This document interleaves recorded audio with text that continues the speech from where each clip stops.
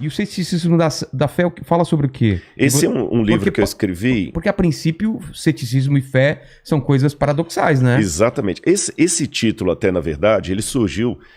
que eu tive algumas entrevistas no programa do Jô. Eu vi. E a terceira entrevista que eu tive lá, foram 3 entrevistas. Na terceira, eu lembro que eu falei com ele que a fé era racional.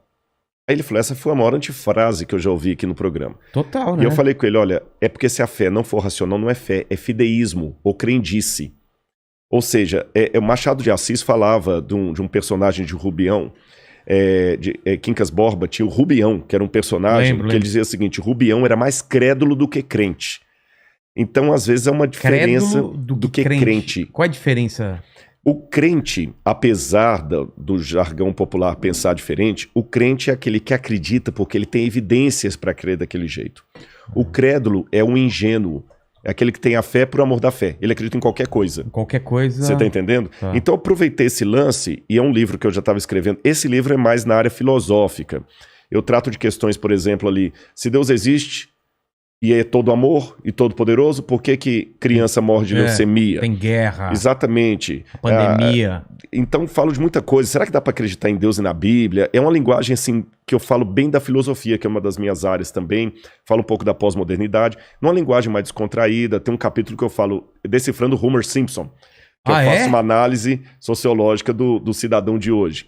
E o título, O Ceticismo da Fé, criou esse paradoxo justamente para mostrar que às vezes é preciso duvidar para crer. Porque se você for olhar bem, vamos pegar o ateu clássico, ou o cientista clássico. Eu estava vendo esses dias aí o depoimento daquele Carlo, fugiu o sobrenome dele agora, que está sendo considerado o novo físico aí para substituir Stephen Hawking, né? Ravaleri, daqui a pouco eu lembro o sobrenome dele. Ele mesmo fala, eu sou ateu, sou descrente e tudo mais, mas eu acredito num monte de coisa que eu não vejo. Olha. E os físicos são assim. Por exemplo, quem já viu a matéria negra? A matéria escura? A matéria escura, energia escura, Não tem nem como provar isso. Multiversos, que muitos físicos falam de multiverso. Universos paralelos. Tudo é cálculo, tudo é teoria. Tudo é cálculo. Não tem nada. É verdade. E eles continuam falando firmemente sobre isso. E é interessante que eles até acreditam no que eles não veem.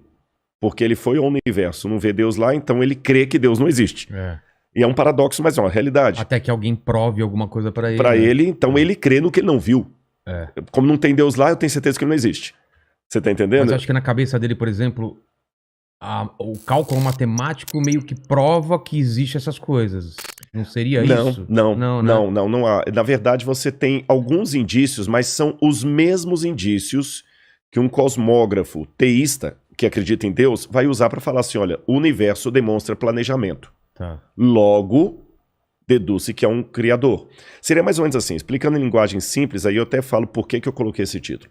Vamos supor que eu chego aqui no seu estúdio, que aliás, muito legal. Eu já tirei foto aqui, cara, psicodélico demais. Tem muito bacana, coisa, cada muita cantinho. Não, esse chimpanzé aí, se fugir, se sumir... É você que levou. Eu tô sabendo. Ele tá descolando aqui. Suponhamos que tivesse aqui, entre o seu acervo aqui, no chão aqui, uma latinha com comida de cachorro. Eu não vi o cachorro, mas eu posso deduzir, senhora, o Vilela tem algum pet de casa aqui, algum cachorro. Eu falo, mas você viu o cachorro? Não, mas eu tenho indícios que tem um cachorro aqui. Entendi. O ateu, se fizer uma comparação, ele raciocinaria assim, não, eu não vi cachorro nenhum. Tá, mas e a ração? Deve ter outra explicação racional para a presença dessa ração aqui, mas não é que existe um cachorro na casa. A não ser que eu veja um cachorro. A não ser que eu veja um cachorro, eu posso ver a ração, ela não é indício que há um cachorro.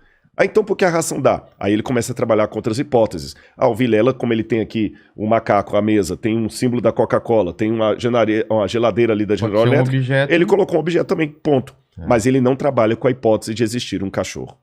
Então ele não vê no universo a digital de Deus, mesmo sendo planejado, falando, Deus não existe. Tá, e como é que tudo é planejado? Não sei, um dia saberemos. Eu trabalhei com o título Ceticismo da Fé, justamente, Vilela, porque eu sou cético para acreditar que certas coisas são pura coincidência. Tá certo? O universo é tão bem montado, os próprios físicos dizem isso, do nada, nada se faz.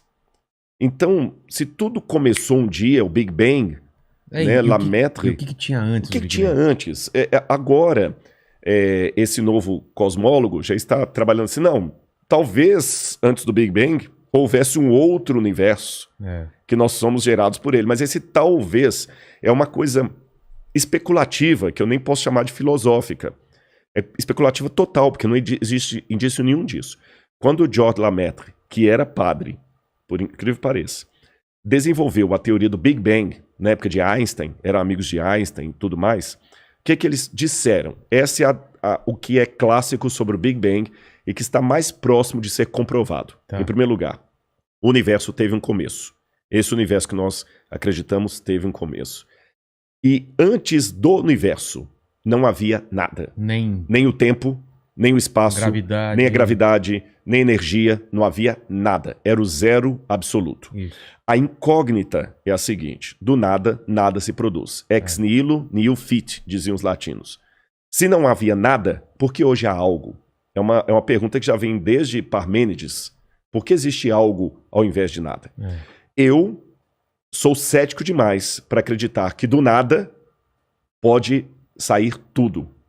É mais sensato para mim acreditar que existia uma causa primeira, para citar o Aristóteles aqui, essa causa primeira que deu origem a tudo que existe e ela mesma não pode ser dimensionada ou delimitada pelo tempo, pela gravidade, porque essas coisas partem depois dela. E a teologia vai chamar essa causa primeira de Deus. Tá certo? E alguns falam, não, eu acredito em qualquer coisa, menos Deus. Eu prefiro acreditar na possibilidade de ter tido um universo anterior ao nosso. Tem aquela teoria do efeito sanfona, né? Ele vai se expandindo, depois contrai, explode, etc. Só que quais são as evidências científicas para isso? Zero absoluto. Né? Então, apenas sabendo, a gente só sabe que o universo está se expandindo, isso sabe. Exatamente. Então, na verdade, eu sou tão cético quanto os ateus. Quanto os cientistas. Sim, só que o meu ceticismo me conduz a dizer que havia uma causa primeira e o ceticismo deles conduz a dizer que havia talvez um multiverso ou um outro universo. Vê se eu tô falando besteira. Existem lacunas e os ateus preenchem essas lacunas com alguma coisa e você e eu, que cremos em Deus, a gente preenche com outras coisas. É isso?